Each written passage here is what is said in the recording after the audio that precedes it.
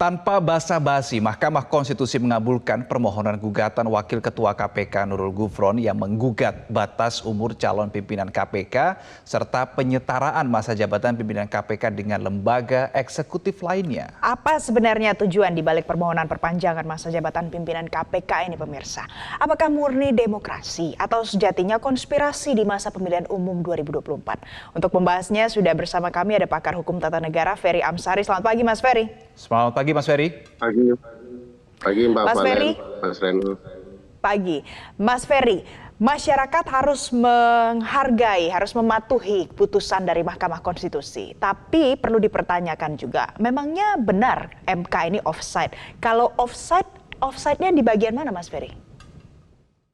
Ya, pertama yang perlu dipertanyakan kenapa kemudian MK memutuskan perkara ini menjelang proses seleksi pimpinan KPK yang baru berlangsung atau menjelang habisnya masa jabatan pimpinan KPK. Tentu akan timbul pertanyaan besar kenapa di ujung begitu ya. Nah, banyak dugaan yang kemudian bisa dikaitkan dengan perpanjangan ini. Pertama, pimpinan KPK yang ada saat ini adalah pimpinan KPK yang kemudian memperkarakan atau terlibat dalam beberapa kasus yang bertujuan menghambat pencalonan calon presiden tertentu. Bukan tidak mungkin dengan dilakukan perpanjangan maka akan ada ruang yang lebih panjang ya untuk kemudian mengganggu calon-calon presiden tertentu. Kedua, pimpinan KPK ini kalau dilihat dari prestasinya sama sekali bermasalah. Misalnya indeks persepsi korupsi kita jeblok 3 poin, yang itu berarti pemberantasan korupsi kita sangat-sangat bermasalah. Lalu orang-orang yang seperti ini yang kemudian diberikan keuntungan untuk diperpanjang. Ketiga, sebagaimana kita ketahui bahwa pimpinan KPK ini Pak Nurul Gufron terutama kan memang punya masalah dengan umur dan segala macamnya. Artinya memang ada kehendak ingin mengistimewakan pimpinan KPK. Keempat, menurut saya memang putusan ini sama sekali tidak menyampaikan atau menentukan bahwa perpanjangan itu untuk pimpinan yang ada saat ini. Tapi harus prospektif, kalau tidak dia akan berlangsung retroaktif atau mundur ke belakang. Nah, sepanjang pengetahuan saya tidak terdapat putusan Mahkamah Konstitusi yang sifatnya retroaktif mundur ke belakang. Nah, kalau ini diberlakukan untuk pimpinan saat ini, maka dengan sendirinya akan ada konflik kepentingan. Konflik kepentingannya antara keinginan untuk mempermasalahkan proses penegakan hukum yang merugikan calon-calon presiden tertentu yang berkaitan dengan kepentingan istana ya. Istana kan membela atau mendukung calon presiden tertentu lainnya. Jangan-jangan ini bagian dari hal tersebut. Apalagi sehari sebelum putusan ini, Istana seolah-olah seakan-akan akan membentuk pansel pimpinan KPK. Jadi ada nuansa dramanya, seolah-olah Istana tidak tahu akan ada putusan seperti ini, lalu berencana untuk membentuk pansel pimpinan KPK. Besoknya ternyata pimpinan KPK-nya diperpanjang. Sebelum kita jauh ke drama politik, kemudian drama seolah-olah Istana tidak tahu, saya ingin menyoroti terkait dengan pernyataan Ahmad Syahroni yang mengatakan bahwa yang membuat undang-undang KPK ini kan DPR. Tetapi yang mengubahnya justru adalah Mahkamah Konstitusi. Nah, ini kalau menurut sudut pandang Anda seperti apa? Apakah ini adalah, tadi menyambung pertanyaan Valen, apakah ini salah satu bentuk offside-nya MK dalam membuat putusan? Atau memang betul seperti itu wewenangnya? Jadi kan kalau dilihat pasal-pasal di Undang-Undang Dasar yang menjadi cantolan terbentuknya KPK adalah pasal 24 ayat 3 Undang-Undang Dasar ya, badan-badan lain yang terkait dengan kekuasaan kehakiman diatur dengan dalam undang-undang. Artinya ini adalah pasal open legal policy. Maknanya pembentuk undang-undang berhak mengatur lebih lanjut mengenai badan-badan lain yang terkait dengan kekuasaan kehakiman, termasuk di dalamnya KPK dan Kejaksaan Agung. Nah, biasanya Mahkamah Konstitusi kalau sudah ada kalimat di dalam Undang-Undang Dasar yang berupa open legal policy atau penyerahan kewenangan pengaturan lebih lanjut kepada pembentuk undang-undang, dalam hal ini DPR dan pemerintah, maka MK biasanya menyerahkan saja, tidak cawe-cawe atau ikut campur untuk mengatur sebuah ketentuan yang open legal policy. Nah, anehnya khusus untuk KPK kali ini, MK seolah-olah lupa dasar undang-undang dasarnya, kemudian ikut mengatur, bukan menyatakan bahwa ini adalah open legal policy atau kebijakan hukum yang terbuka untuk diatur oleh pembentuk undang-undang, yaitu DPR dan pemerintah. Jadi memang ada kejanggalan, ada keanehan kenapa tiba-tiba MK mengabaikan prinsip bahwa pembentuk undang-undang lah yang berhak mengatur lebih lanjut. Nah, terkait hal ini, Mas Ferry, ketika MK mengabaikan hal itu, apakah bisa atau putusan itu bisa dilakukan begitu? Karena ini kan seolah abai begitu MK. Apakah DPR juga bisa melakukan langkah-langkah lanjutan, Mas Ferry, kalau dari segi hukumnya? Ya, tentu saja sebagai pembentuk undang-undang DPR dapat melakukan langkah lanjutan dengan pemerintah ya.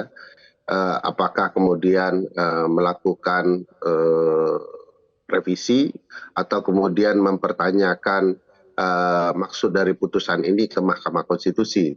Tapi hemat saya putusan ini tidak akan menjadi masalah jika kemudian perpanjangan masa jabatan itu diberikan kepada pimpinan berikutnya KPK. Problematika seriusnya adalah kalau pimpinan yang ada saat ini diperpanjang, karena itu konsep akan melanggar konsep hukum tata negara soal konflik kepentingan.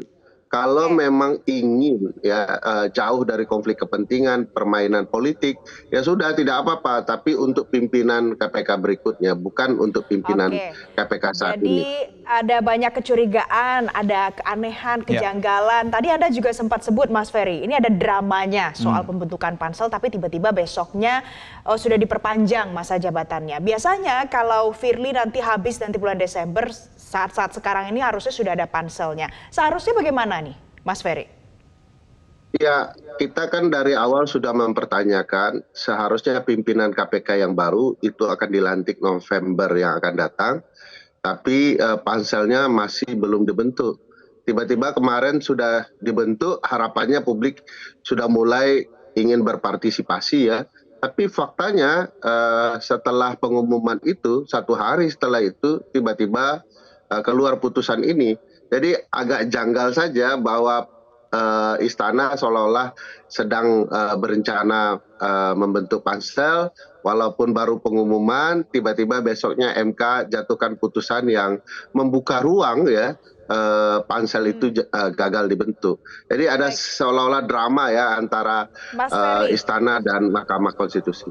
Mas Ferry, jadi kalau begitu nanti putusan MK ini bisa berlaku bagi Firly dan teman-teman yang saat ini duduk di pucuk pimpinan KPK, diperpanjang sampai 5 tahun.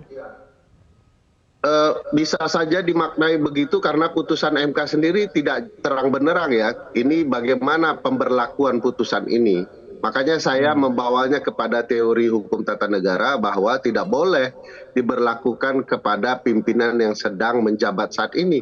Karena akan muncul konflik kepentingan. Yang lebih tepat putusan itu diberlakukan prospektif ke depannya, bukan mundur ke belakang. Karena mundur ke belakang bermakna akan merugikan banyak pihak, ya termasuk istana yang sudah mengumumkan akan melakukan seleksi pimpinan KPK. Baik, baik, Mas Ferry, ketika sudah ada putusan bahwa masa jabatan pimpinan KPK ini adalah 5 tahun oleh MK, kemudian sebelumnya istana sudah membentuk atau berencana membentuk pansel pada bulan Juni 2023. Ini apakah menurut Anda pansel ini akan betul-betul terbentuk segera mungkin pada bulan Juni, kemudian akan menemukan calon pengganti Firly CS ini, atau seperti apa? Ya, kalau memang ini ada niat baik, tentu proses penunjukan pansel ini akan berlangsung. Tahapan untuk memilih atau menyeleksi pimpinan KPK akan berjalan. Tapi kalau memang pengumuman itu sekedar drama, lalu kemudian gagal karena beralasan ada putusan Mahkamah Konstitusi yang menurut saya putusan ini juga janggal dan bermasalah, ya kita bisa korelasikan bahwa pengumuman itu hanya sekedar drama agar nanti istana membela diri. Kami sudah berniat untuk menunjuk pansel untuk menyeleksi pimpinan KPK, tapi karena ada putusan MK kami batal. Nah ini kan sebenarnya adalah permainan saja ya menurut saya kalau memang istana konsisten dengan ya. Baik, Mas Ferry tadi Anda sebut istana juga bisa ikut rugi. Ruginya apa Mas Ferry? Ya karena kan sudah mau bentuk pansel, sudah mengumumkan ke publik, sudah ada proses yang mau dilakukan. Apalagi kalau memang istana sudah punya nama-nama untuk ditunjuk dan akan berproses. Artinya niat istana untuk menjalankan kehendak undang-undang KPK itu batal. Tentu mereka akan dirugikan kalau betul-betul niatnya begitu. Nah, yang saya khawatirkan istana memang berniat untuk kemudian memperpanjang pimpinan KPK yang mereka pilih 4 tahun yang lalu, yang dipertanyakan publik karena kental sekali aroma istananya. Nah, kalau dikaitkan dengan kondisi politik saat ini, kalau memang tujuannya untuk menghalangi calon presiden tertentu, ya istana akan diuntungkan, kecuali istana konsisten dengan pernyataan mau menyeleksi pimpinan KPK, sehingga mereka merasa dirugikan. Oke, baik kita nantikan ya, apakah bagian dari pengumuman pansel ini adalah bagian dari trik saja yang digunakan oleh istana kemudian nanti membela diri atau tidak. Kita nantikan bersama. Mas Ferry Amsari, pakar hukum tata negara. Terima kasih sudah berbagi sudut pandang pagi hari ini. Terima kasih Mas Ferry. Terima kasih Mas Reno, Pak Valen.